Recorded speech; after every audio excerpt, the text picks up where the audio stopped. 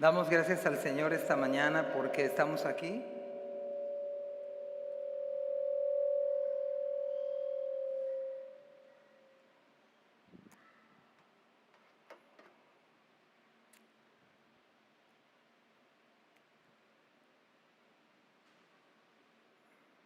Cuando yo era un adolescente, ya pasó muchos años, por supuesto, yo conocí a Cristo, o mejor dicho, Cristo me alcanzó a mí, me salvó a mí en mi adolescencia, quizás 14, 15 años, no sé exactamente la fecha puntual, pero cuando yo tenía esa edad y comencé a conocer las cosas del Señor, tenía varias amistades, como cualquier joven en su tiempo, y algo que me quedó muy marcado en mi vida y tuve digamos, un golpe, porque con las personas que uno se llevaba, muchas amistades, yo lo he comentado en una ocasión, pero viene a colación con el tema.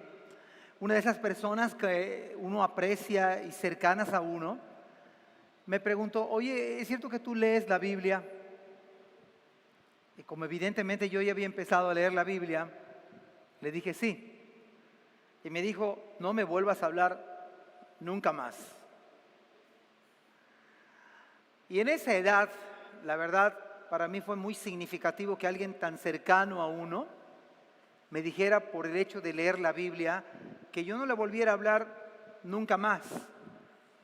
Y sabe que eso se cumplió durante muchísimos años, casi desde mi conversión hasta este año de pandemia.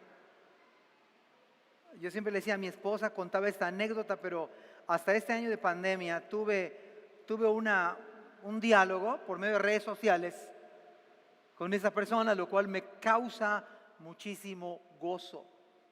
Pero durante muchos años, al principio de mi cristianismo, esto me golpeó, me dolió el hecho de que por el hecho de leer la Biblia, leer la palabra del Señor, en mi adolescencia, con todas las luchas que yo traía por no querer dejar todo lo que para mí era mi vida, pues la verdad es que significó mucho. Pero gracias a Dios, después de muchísimos años, muchos años, bueno, ahora puedo decir que ya intercambiamos saludos, y eso es muy bueno para mi alma en este tiempo. ¿Qué les parece si oramos al Señor y entonces comenzamos esta hermosa mañana? Padre, gracias porque eres tú, Señor, el que eres digno de toda alabanza, de toda adoración, Señor, de todo honor. Padre, a ti te debemos la vida. Y Señor, nuestras vidas están precisamente en tus manos. Y gracias porque un día que te conocimos, Señor, nuestra vida nunca ha sido igual, Señor. No hay nada mejor que haberte conocido, Señor, en nuestra perdición, en nuestra ignorancia, en nuestra maldad, en la multitud de los pecados, Señor. Tú tuviste compasión de mí, de nosotros, Señor, y nos rescataste, como bien dice la Escritura, de la vana, de la hueca manera en la cual vivíamos, Padre. Esta mañana te pido, Padre, que nos hables con tu palabra, Señor. Alienta nuestro corazón, Señor, anímalo como solo tú lo sabes hacer. En el nombre de Jesús. Amén. Voy a llevarles a Hechos 23, versículo número 12. Y saben que del versículo 12 hasta el último versículo de este capítulo, uno dice: ¿de qué voy a predicar? O sea, ¿de qué predico? No hay una doctrina, es una narrativa, la verdad es que uno dice, bueno, ¿de qué voy a predicar?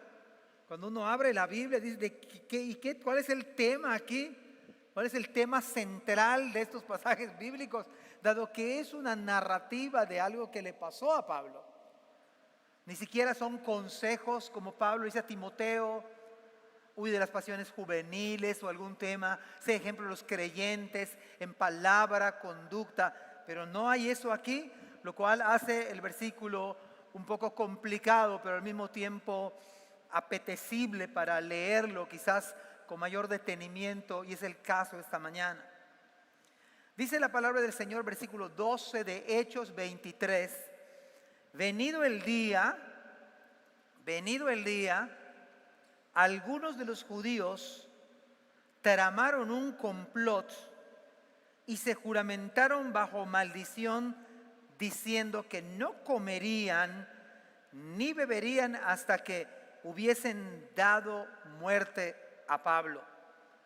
Eran más de 40 los que habían hecho esta conjuración, los cuales fueron a los principales sacerdotes y a los ancianos y dijeron: nosotros nos hemos juramentado bajo maldición a no gustar nada hasta que hayamos dado muerte a Pablo. Ahora pues, vosotros en el concilio, requerid al tribuno que le traiga mañana ante vosotros, como que queréis indagar alguna cosa más cierta acerca de él, y nosotros estaremos listos para matarle antes que llegue. Déjenme poner un poco en contexto esta historia bíblica, por si alguien no está familiarizado con lo que estamos hablando. Estamos en el viaje misionero, el tercer viaje misionero.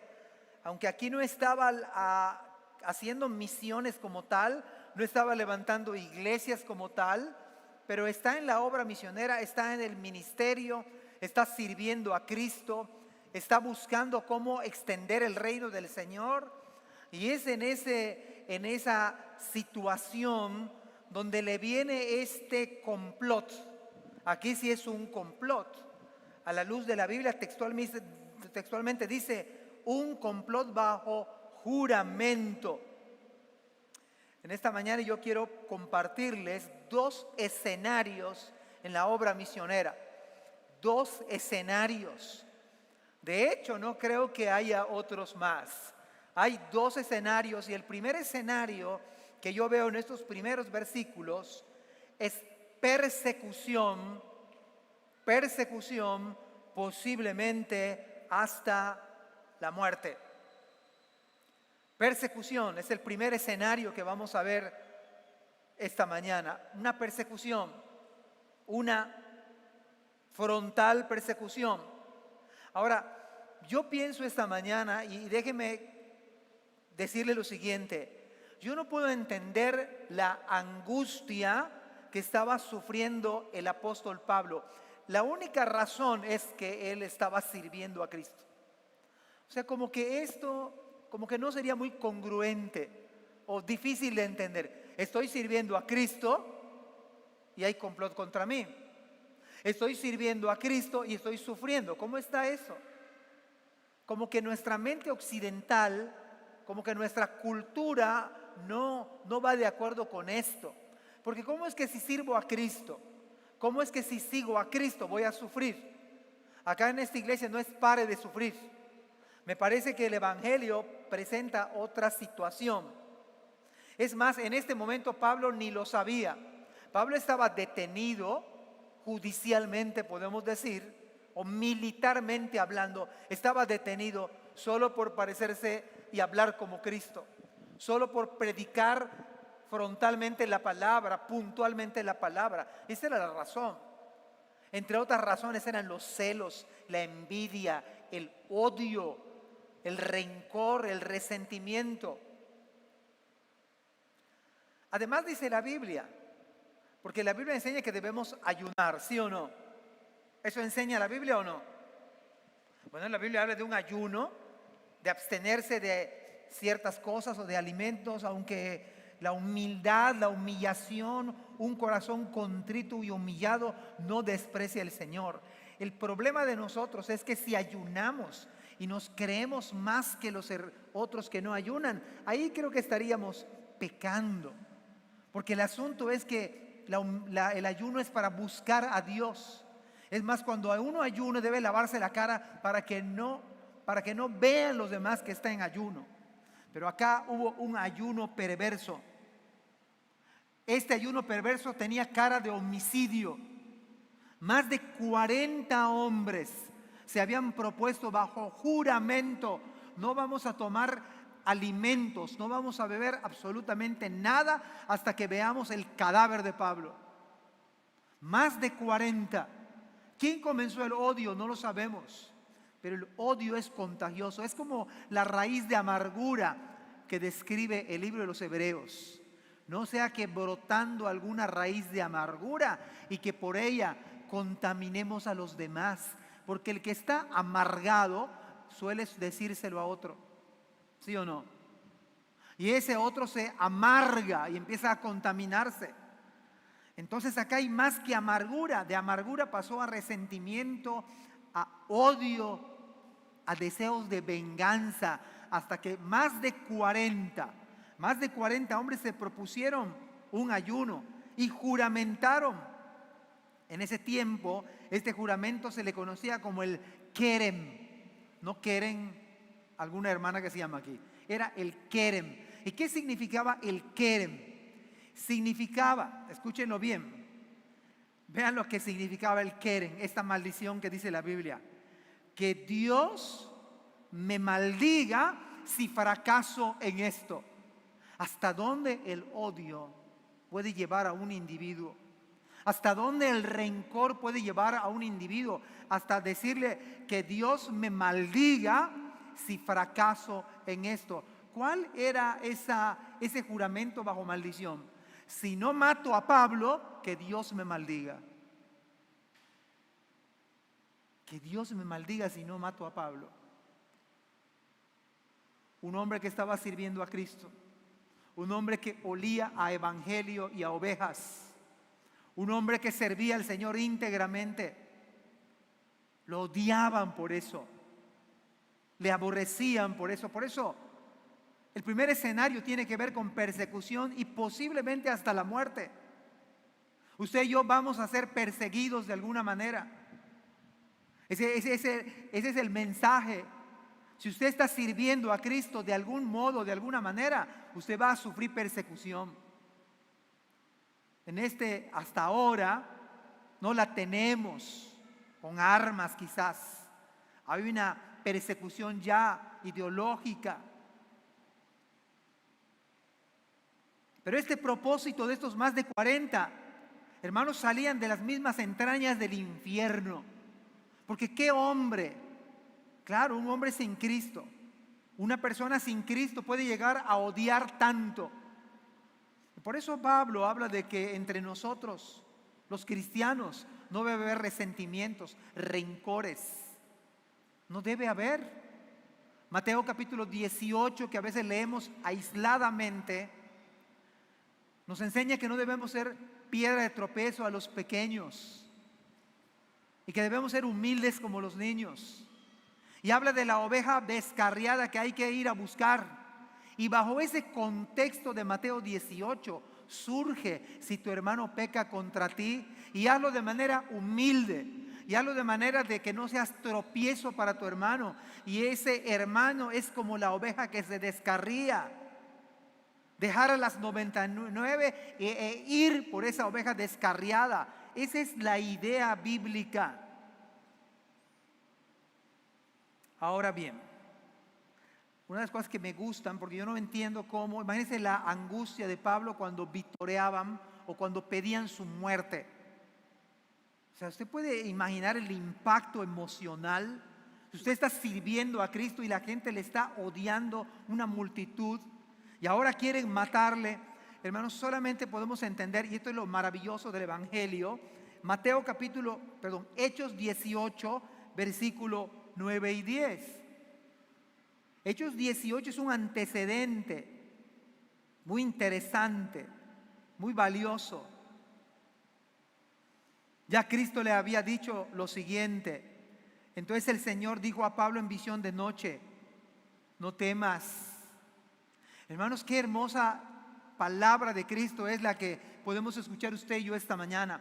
A pesar de que usted le pudieran perseguir, a pesar de que usted pudiera ser aborrecido, que le caiga mal a la gente, y no es que usted sea desagradable, pero puede ser que usted se parezca a Cristo realmente, y debe parecerse a Cristo, y debemos parecernos a Cristo.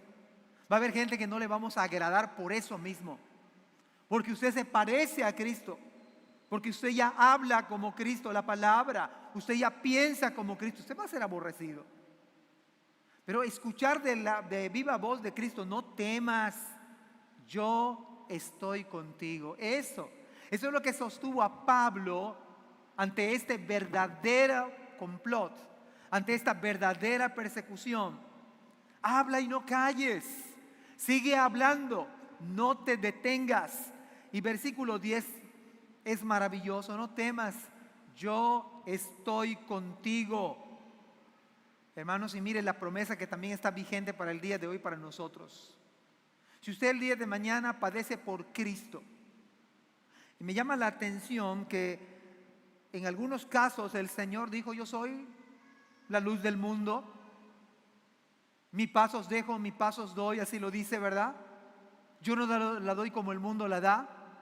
No se turbe vuestro corazón ni tenga miedo. Pero hay otros pasajes que dice la Biblia: yo no he traído paz sino espada. De manera que los enemigos de vosotros serán vuestra casa, vuestra familia. Y a veces los enemigos número uno, a veces son los de la propia familia. Si el esposo se convierte, a veces la esposa empieza a hacer, de alguna manera, empieza a atacar al esposo o viceversa. O si la esposa se convierte, o si los hijos. Yo hablaba esta mañana de un caso donde los papás que se supone que conocían el evangelio estorbaron a sus hijos para que no vengan a la iglesia. Estoy hablando de personas que nacieron en la iglesia, se hicieron maduros, se casaron en la iglesia evangélica, se apartaron del Señor, y cuando sus hijos procuraban venir a la iglesia, ellos se lo impidieron. Ganaron hasta el día de hoy. Los hijos ya no vienen más a la iglesia. No siguen a Cristo. Pero dice Hechos 18: yo estoy contigo y ninguno pondrá sobre ti la mano para hacerte mal, porque yo tengo mucho pueblo en esta ciudad. Esto que acabamos de leer, si usted lo puede leer en el versículo número 11 de Hechos 23, porque ¿cómo comienza este pasaje? Venido el día. Pero mire, en el versículo 11 dice: a la noche siguiente, es un versículo antes, se le presentó el Señor y le dijo otra vez. ¿Qué le dijo? Ten ánimo. Amados hermanos, tengan ánimo, tengamos ánimo. Venga lo que venga, tenga usted ánimo en las cosas del Señor. Tengamos ánimo para servir a Cristo. Anime su corazón, porque son las palabras del Señor que le dijeron a Pablo. Y solo así puedo entender como Pablo. Porque no cree usted que era así como de Pablo, como que no tenía sentimientos. Es más, él decía que cuando fue a Corintios fue con mucho temor y temblor, porque los hermanos eran bastante conflictivos. Y el mismo Pablo dice que él fue con temor y temblaba, humanamente hablando. Pero la palabra de Cristo, la palabra del Señor, puede ser un verdadero aliciente. Esto es lo que sostiene al cristiano verdadero. Esto hace la diferencia entre un cristiano verdadero que sigue a Cristo y uno que parece cristiano. Yo daba un discipulado donde explicaba el trigo y la cizaña, cómo crecen juntos. Y en la cizaña se parece al trigo, tiene las mismas características. Cuando los segadores dijeron: quitamos la cizaña, no, dijo el Señor, porque si quitan la cizaña también es probable que quiten el trigo. Vamos a esperar a la cosecha, donde ahí entonces se va a hacer a un lado la cizaña y se va a hacer a un lado el trigo. Y el trigo son los verdaderos creyentes, son los que han nacido de nuevo, y esos creyentes son los que de algún modo van a padecer persecución. Vamos a padecer persecución, tarde que temprano, de alguna manera. Persecución quizás en la casa, porque usted solamente es creyente, o dos de ustedes, y en vez que la familia esté unida, la familia no está apoyando seguir a Cristo. Bueno, yo lo digo en casa cuando, mi papá fue un buen padre, pero él no era cristiano. Él nunca me prohibió ir a la iglesia, Él adelante. Pero no tenía yo el aval al 100% de mi padre. Quizás al final Él se empezó a acercar a las cosas del Señor, ya murió. Y es difícil. La primera que se convirtió en casa fue mi madre. Una conversión del Señor. Y aún todavía algunos de mis hermanos no son creyentes. Pero dice la Escritura, la noche siguiente se le presentó el Señor. Hermano, no hay nada mejor que esto. Usted pudiera sufrir de algún modo, algún grado, algún tipo de persecución en familia, en la empresa. No todos son honestos y usted actúa honesta e íntegramente. Eso no va a verse bien en algunos negocios, en algunas actividades laborales o en la universidad.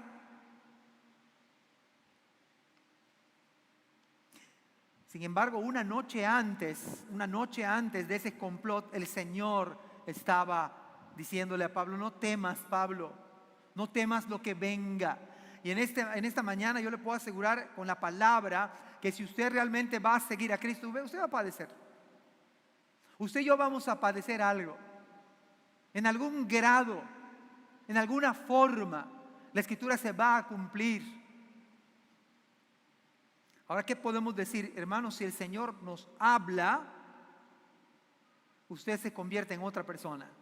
Yo le comentaba a Abraham esta semana, ¿sabes que cuando el Señor habla en el Nuevo Testamento ya nada es igual?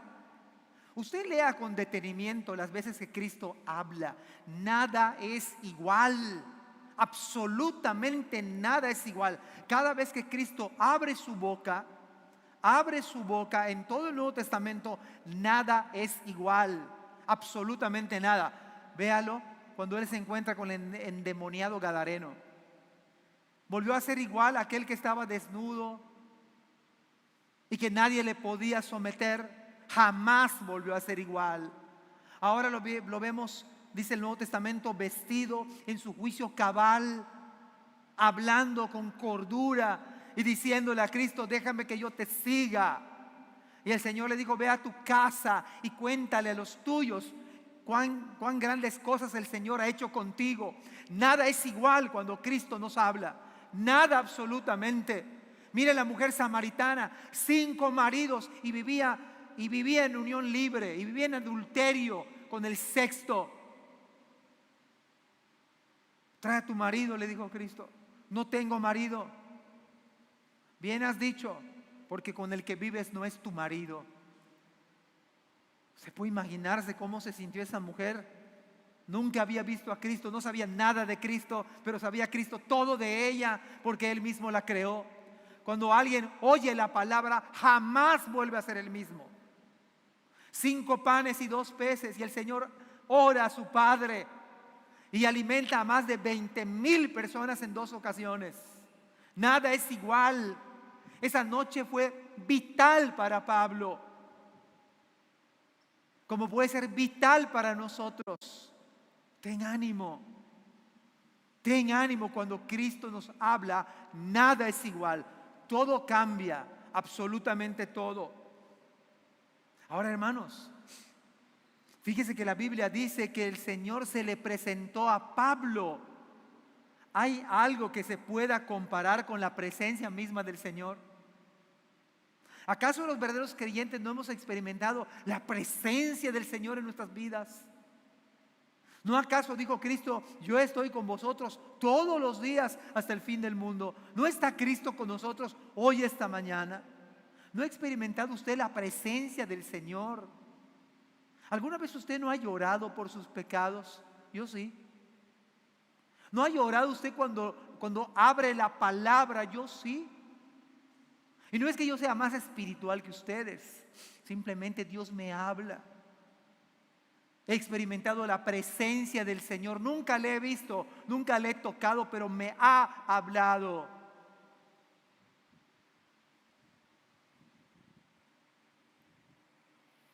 Ahora, la pregunta necesaria esta mañana: Pablo estaba sirviendo a Cristo. ¿Sabe que estaba preso por servir a Cristo? Hermanos, yo cuando veo estos pasajes me incomodan demasiado. Me incomodan porque a mí, la pregunta obligada que debemos hacernos, ¿estamos sirviendo a Cristo? ¿Estamos sirviendo a Cristo, hermanos? Yo me inquieto, porque yo no quiero mentirles a ustedes. A veces rebajamos el evangelio. Y solo por una oración que hizo fulano de tal, y solo porque habla de la Biblia, ya nosotros decimos, ya es un cristiano. Me parece que Cristo no predicó así. Me parece que Cristo, nosotros lo hubiéramos hecho miembro de nuestra iglesia de Israel, al joven rico, ¿no? Casi lo pondríamos a predicar, porque este joven rico fue Señor y se postró ante Cristo. Dijéramos nosotros, ese es cristiano, si está postrado ante Cristo. Pero somos fáciles y ligeros al hablar y al pensar. Este joven se postró ante Cristo y le dijo, maestro. Palabras que ni nosotros usamos. Maestro, ¿qué haré para obtener la vida eterna? Cualquiera de nosotros hubiera dicho, haz la oración del pecador. Repite conmigo esta oración. Y lo hubiera hecho el joven rico. Pero eso no así evangelizó Cristo. Le dijo Cristo, bueno, los mandamientos sabes. Y este joven dicho, todos los he guardado desde mi juventud. Nosotros, algunos de los hermanos, ya lo hubieran hecho casi predicador. Muy bien, le dice Cristo, ¿has guardado todos los mandamientos? Falta uno. Vende todo lo que tienes, dalo a los pobres, entonces ven y sígueme. Eso. Cuando Cristo habla, nunca volvemos a ser los mismos. No es un evangelio barato. No se confíen porque alguien que dice es cristiano lo es. No. Participamos en su condenación, mis amados hermanos. Yo tengo que hablarles con la verdad de la palabra. Si alguno no renuncia a todo lo que posee, no puede ser mi discípulo. Y este joven se fue triste porque tenía muchas riquezas. Prefirió las riquezas de este mundo y dejar al tesoro, el tesoro valioso que es Cristo. El cristianismo demanda toda tu vida. No que parezcamos cristianos, no que seamos miembros de la iglesia. Ser cristiano es servir y seguir a Cristo. No nominales.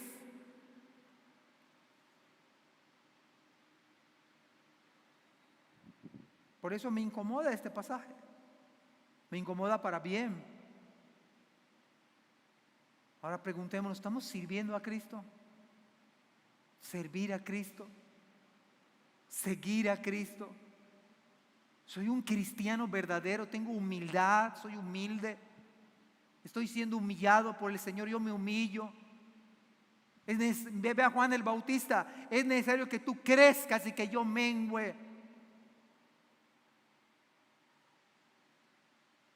El evangelio golpea nuestra altanería. ¿Sabe que la mayor ofensa del evangelio no es si estamos a favor del feminismo? No, eso sí ofende, pero no tanto.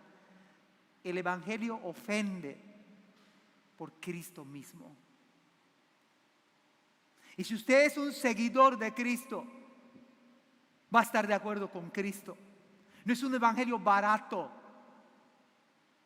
Vende todo lo que tienes. Amas más el dinero que a mí. Amas más las riquezas que a mí. Tu problema no son los mandamientos. Tu problema es tu corazón. Nosotros le hubiéramos dicho que ya mejor que predique este joven, ¿no?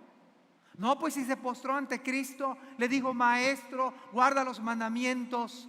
Qué falta de discernimiento tenemos algunos. Ya todos les llamamos cristianos. No somos el Espíritu Santo. No podemos decir quién es o quién no. Pero la Biblia dice, por sus frutos los conoceréis. Y hermano, yo no quiero mentirle. Si usted es cristiano, usted va a sufrir. Pero no hay nada mejor sufrir que Cristo está con nosotros. No hay nada mejor si alguien llega a sufrir persecución que Cristo te diga: no temas, yo estoy contigo. Habla y no calles.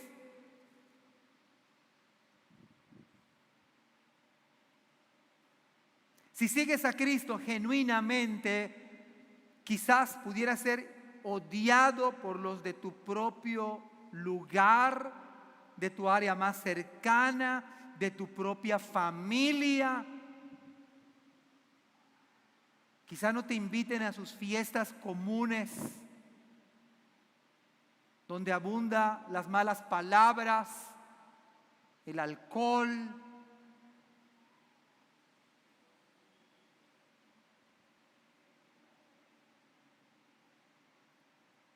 Si sigues a Cristo en verdad, podría suceder que algunos incluso pongan intenciones. Aquí en nuestro país todavía no, pero hay países donde sí. En Chiapas hay discriminación. En Chiapas a los hermanos pierden sus ejidos. Las mujeres son violadas por ser cristianos, por ser evangélicos. Aún aquí hay discriminación por ser evangélico, por identificarte como cristiano. En países de Oriente, leía un artículo donde se hace la pregunta, en un dilema: se convierte una muchacha musulmana. Sin embargo, en la cultura musulmana, las hijas se tienen que casar con lo que los papás acuerdan en el matrimonio. Y una manera de honrar a los padres es que la hija se case con lo convenido. Musulmanes. Se convierte al evangelio esta muchacha. Voy a bien, esto es real. Se convierte al evangelio. Y el evangelio muestra otra cosa. ¿Cómo le hace ahora en este dilema? ¿Honra a sus padres obedeciéndolos? ¿O está la palabra? Y este es el conflicto del día a día. Si obedece al Señor y no se casa con un inconverso, estaría deshonrando a sus padres en la cultura musulmana. O sea, nosotros en el día de hoy acá en Occidente la tenemos fácil. Los muchachos saben que no se deben enamorar de inconversos. Está fácil aquí. Pero donde hay musulmanes, no. Ahora, volviendo al texto bíblico, Hechos capítulo 9, versículo número 15, recuerda las palabras que son también para nosotros, porque a veces pensamos que pueden ser casos excepcionales que hay que sufrir. El Señor le dijo: ve desde su conversión a Pablo. Ve porque instrumento escogido me es este, hablando de Pablo, para llevar mi nombre en presencia de los gentiles y de reyes y de los hijos de Israel, porque le mostraré cuánto le es que. Hechos 9:16. Porque yo le mostraré, es Cristo que le va a mostrar a Pablo, cuánto le es necesario que padecer. ¿Sabe que esta escritura se estaba cumpliendo en Hechos 23? Pablo estaba dando testimonio a las autoridades, a los gentiles de su época. Estaba a punto de darle testimonio a Agripa. Estaba dándole testimonio a Claudio Lisias en ese momento, a los centuriones de su época, aún a los hombres que habían comploteado contra él, a los más de 40 hombres que habían jurado bajo maldición un ayuno infernal. No vamos a comer, no vamos a probar bocado hasta que veamos el cadáver de Pablo. Lo odiamos. Manden a buscarlo para que en el camino ya tenemos a los celotes, no los elotes. Celotes, aquellos judíos que mataban porque querían con la espada derrocar a Roma. Y los celotes hacían esta actividad. Ahora bien, déjenme darles algunas pautas en otros textos bíblicos que nos enseñan que el sufrimiento a los cristianos verdaderos nos va a venir. En el libro de Apocalipsis capítulo 6, versículos 9 y 10, dice cuando abrió, Apocalipsis 6, versos 9 y 10, cuando abrió el quinto sello, vi bajo el altar las almas de los que habían sido muertos por causa de la palabra de Dios. Aquí están las razones por las cuales ustedes y yo pudiéramos morir. Pudiera haber persecución hasta la muerte quizás, por causa de la palabra y por el testimonio. Amados hermanos, si usted es cristiano verdadero, usted debe parecerse yo a Cristo en algunas áreas, o muchas áreas, o varias áreas. Y eso va a molestar a muchos. Y esto sucedió, está sucediendo en algunos países y va a suceder, porque es el libro de profecía, pero va a suceder. ¿Ha pasado? Sí, pasó en el primer siglo, claro que se cumplió. Se está cumpliendo, por supuesto, miles de cristianos mueren al año en diferentes países del mundo y se va a cumplir. Dice la Biblia que vi bajo el altar las almas de los que habían sido muertos por causa de la palabra de Dios y por el testimonio que tenían. Creo que vale la pena preguntar, ¿cuál es mi testimonio? ¿Qué ven las gentes en mí? ¿Qué están viendo en mí? ¿Ven a Cristo? ¿Ven a Cristo? Los hermanos de la iglesia ven a Cristo. ¿O es difícil de ver a Cristo en nosotros?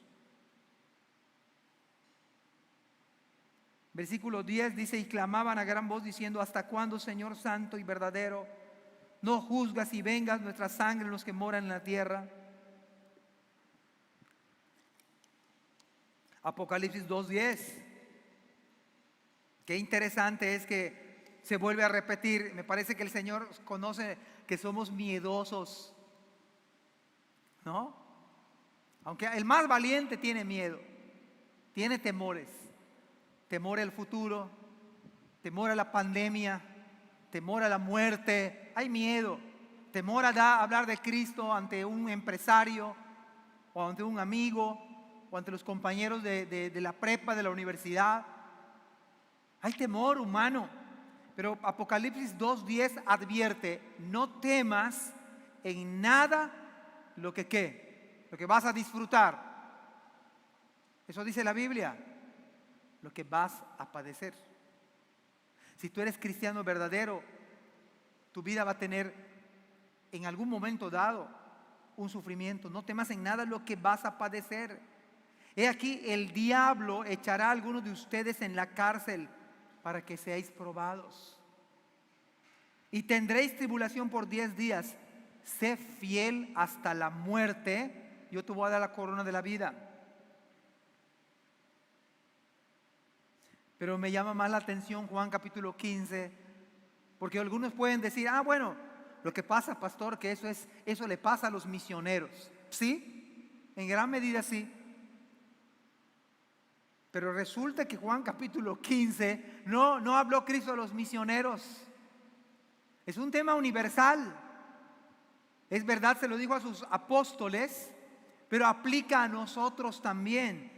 Juan capítulo 15, versículo 18. Si el mundo os aborrece, el sí es condicional. Hay la posibilidad alta de que la gente les aborrezca a ustedes y a mí. Sabed que a mí me ha aborrecido antes que a ustedes.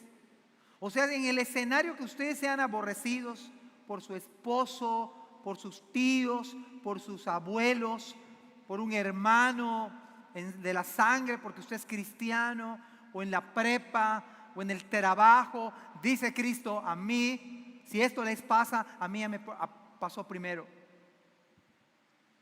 Si fueres del mundo, el mundo amaría lo suyo, pero porque no sois del mundo. ¿Somos del mundo, hermanos? ¿Cuántos son del mundo? Nadie. Dice la Biblia que no somos del mundo. Estamos en el mundo, pero no somos del mundo. Pero porque no soy del mundo, antes yo os elegí del mundo, por eso el mundo, porque nos eligió del mundo, de ahí nos sacó el Señor de la maldad, nos sigue librando del poder del pecado. Pero como nos sacó de ese mundo, el mundo nos aborrece. De tal manera que si usted no hace las cosas del mundo, el mundo no es agradable que usted no participe con, si dicen algún chiste colorado en su trabajo y usted no se ríe, eso no va a agradar. ¿Y por qué no se rió? Le dimos un chiste muy bueno y es obsceno.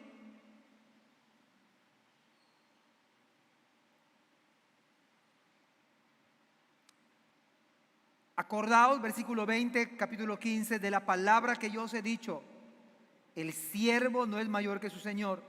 Si a mí me han perseguido, también a ustedes les van a perseguir. Si han guardado mi palabra, también guardarán la vuestra.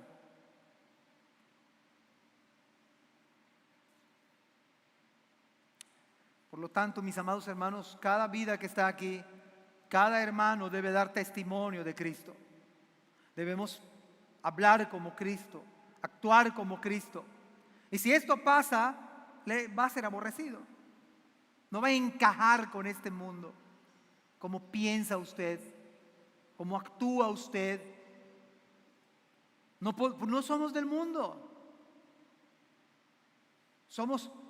Un autor dice que el Evangelio, Cristo es la antítesis del mundo. Aunque hay cosas que ofenden a este mundo, por ejemplo, si usted habla de que es incorrecto que una mujer que sienta atracción por otra mujer y usted expresa que eso no debería de ser, esto en esta cultura no va a gustar. Van a decir que usted es homofóbico. Saben que el Evangelio saben que el Evangelio ha hecho más por los que tienen problemas de esta naturaleza y pecados de esta naturaleza.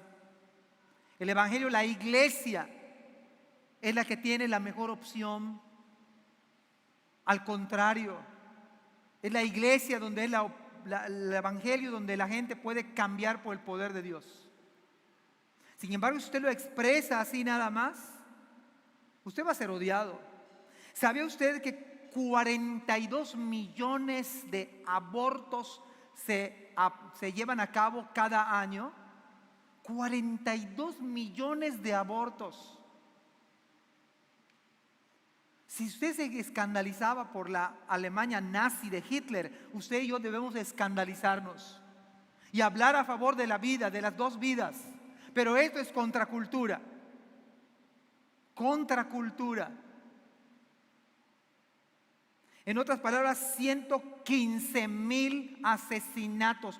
Hoy domingo se van a llevar a cabo 115,000 abortos en todo el planeta. La iglesia debe levantar la voz, sí a la vida. Y algo más, ojalá que algún día nos dé un ministerio de ayuda.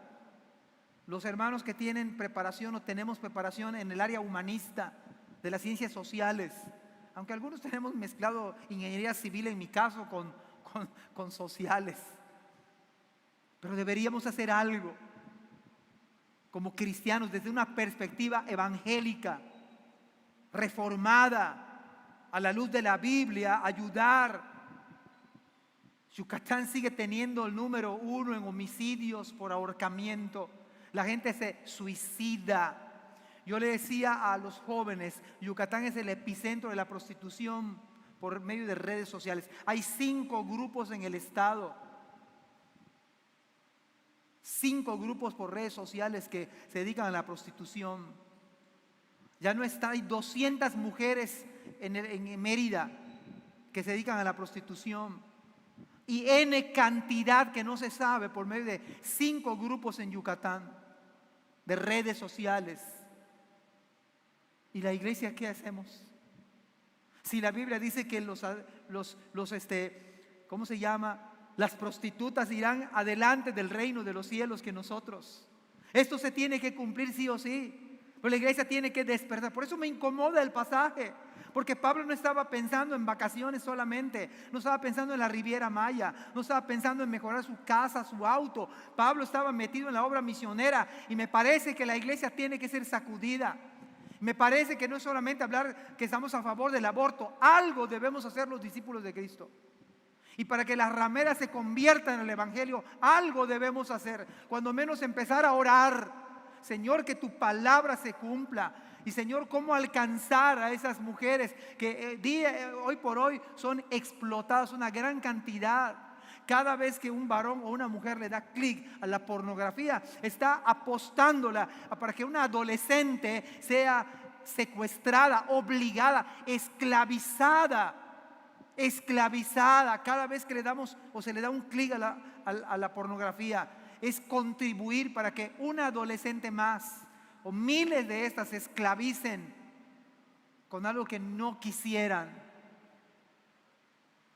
Y si la Biblia dice que los publicanos y las rameras van a ir delante de nosotros, ¿cómo se va a cumplir? Vea que este pasaje cobra sentido, más fuerza.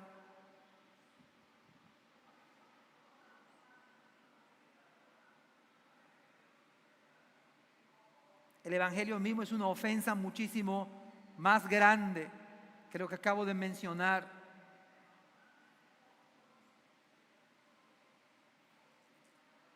¿Sabía usted que más de 1.000 millones de musulmanes creen que Dios nunca se rebajaría a convertirse en hombre? Pero ¿sabe que acá hay un gran índice en el país de musulmanes? Un gran índice de musulmanes. Y más de 1.000 millones creen que Dios no se rebajaría para convertirse en un hombre, lo cual es una negación de que Cristo es el Salvador del mundo. Porque Dios se hizo carne y habitó entre nosotros y vimos su gloria.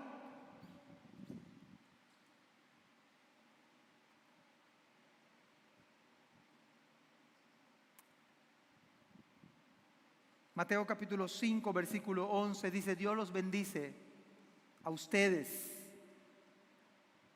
No me gusta mucho utilizar Dios les bendice, Dios les bendice.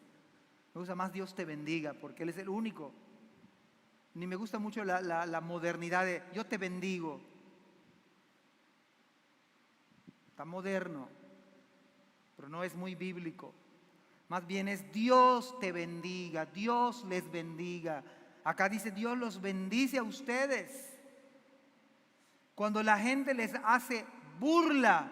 ¿Cuándo fue la última vez que usted le burlaron por ser cristiano? ¿O nunca le han burlado por ser cristiano?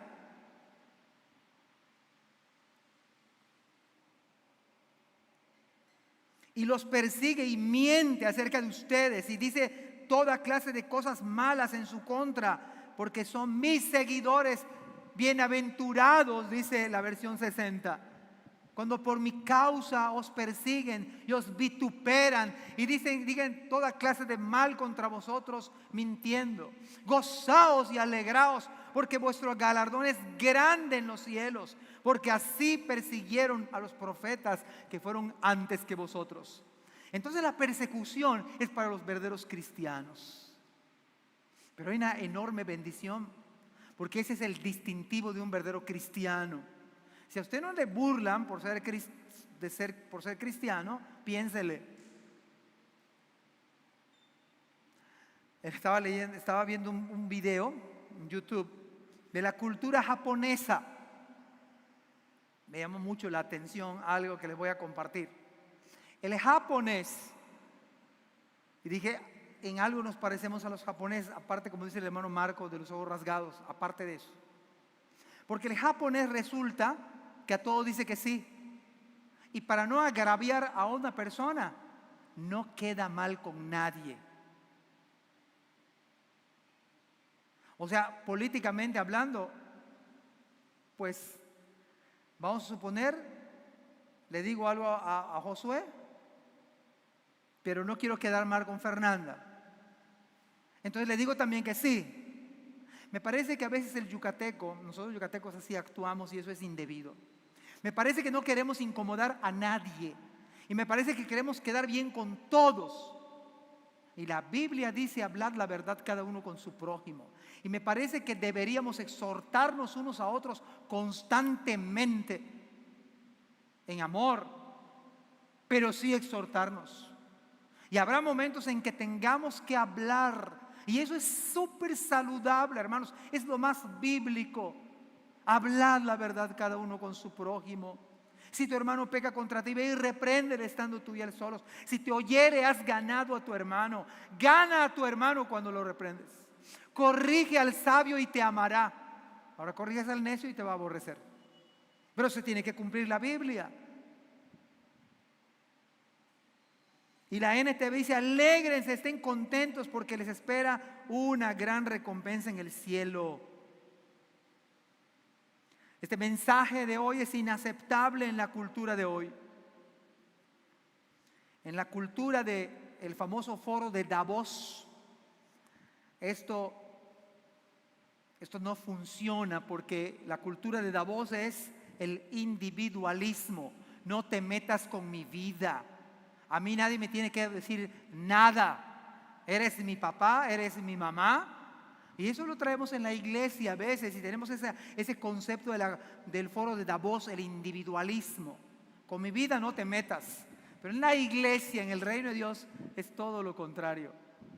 Hermanos, hablad la verdad cada uno con su prójimo. Y la verdad muchas veces incomoda, como bien dice un proverbio. La verdad no peca, pero incomoda. Es más, hermanos, si vemos que alguien se está apartando del Señor, no espere que el pastor vaya y le hable, lo debe de hacer. Pero cada miembro de la iglesia nos debemos en amor. Y si usted ve que alguien está apartando, dígaselo: hermano, yo veo que usted se está apartando. Eso no está fácil. Pero a veces hasta justificamos a los hermanos. Hasta a veces los apapachamos. ¿No acaso dice el Señor que al que ama disciplina y azota al que recibe por hijo? No actuamos como Dios. Hermanos, necesitamos amar a los hermanos y corregirnos unos a otros. Eso es saludable en la iglesia del Señor.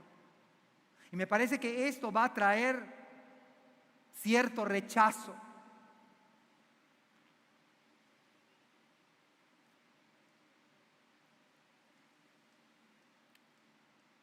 Dice un autor, Donner, dice que en América Latina las iglesias evangélicas hemos abandonado la tarea de ser contracultura. La iglesia se ha amoldado a la cultura, a las modas. Pero se ha olvidado América Latina. Lamentablemente no nos llegó el evangelio. Nos llegó diluido en versión católica, impuesta. No nos llegó la doctrina de la reforma como en América del Norte, que ha caído también.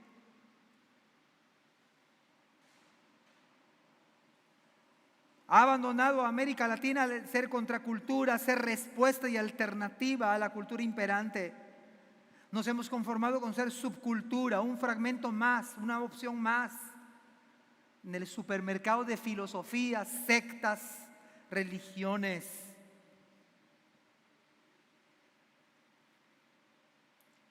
Juan capítulo 16, versículo 1 y 2 nos recuerda lo siguiente: les he dicho estas cosas para que no abandonen su fe. La versión 60 dice para que no tengáis tropiezo. Pero Juan NTV dice, la versión Nueva Traducción Viviente, dice: les he dicho estas cosas para que no abandonen su fe. No abandonen su fe, no tengan tropiezo. Ahí va el versículo 2, siéntense bien. Yo aquí trato de estar bien parado.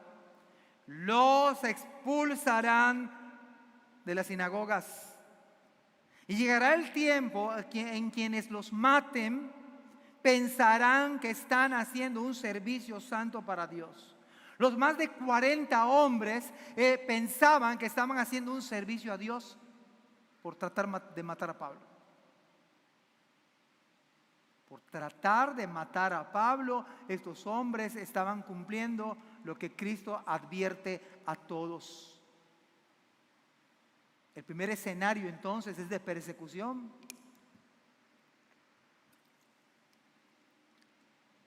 y probablemente hasta la muerte.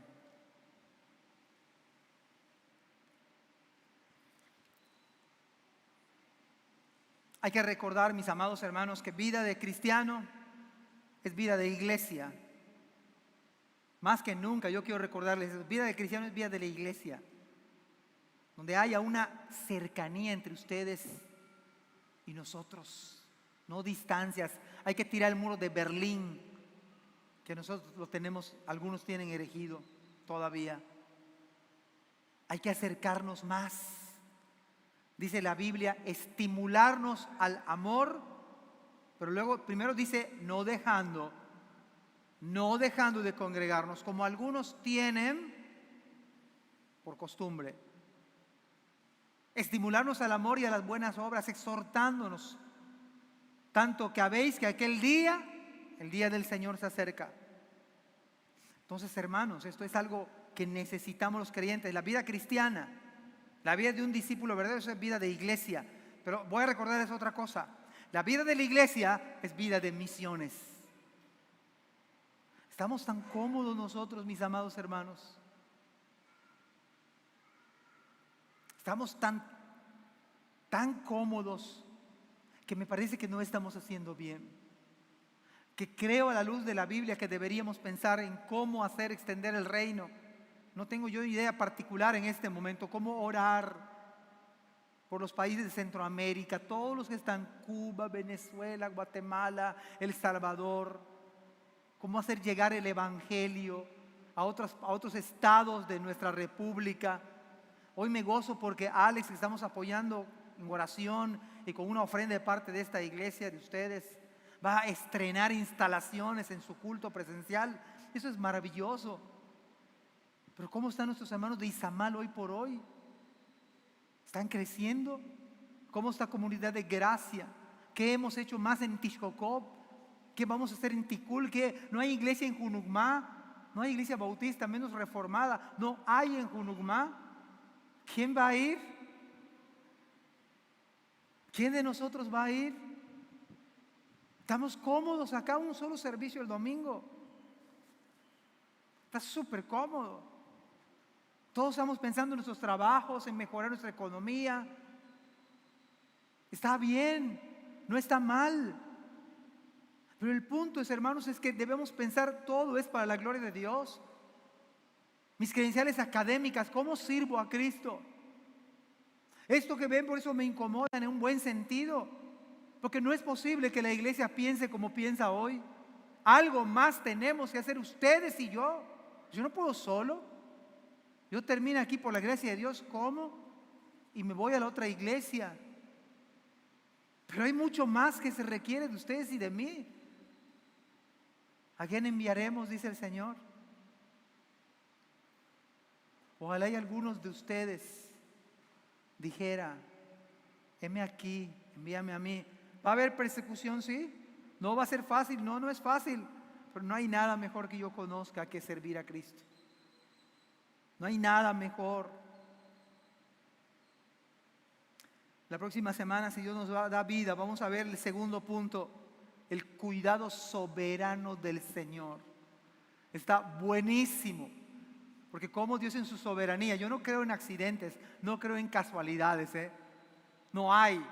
Para nosotros sí, tuve un accidente de tránsito quizás, o en mi bicicleta me accidenté, ok. O casualmente vi un hermano, por decir, en un restaurante. No hay casualidades. Yo me sorprendo cuando aparece en escena en los próximos versículos, versículo 16, más el hijo, hasta ahora mire que yo he leído Hechos varias veces, pero hasta ahora me vengo a enterar, a pesar de haber leído la Biblia varias veces, estoy leyendo varias Biblias, pero hasta ahora vengo a tomar en cuenta al sobrino y a la hermana de Pablo. Y sale en escena ese fantástico sobrino. Me encantaría tener sobrinos así. Yo oro, le pido al Señor por mis sobrinos, para que sean como este que vamos a ver la próxima semana.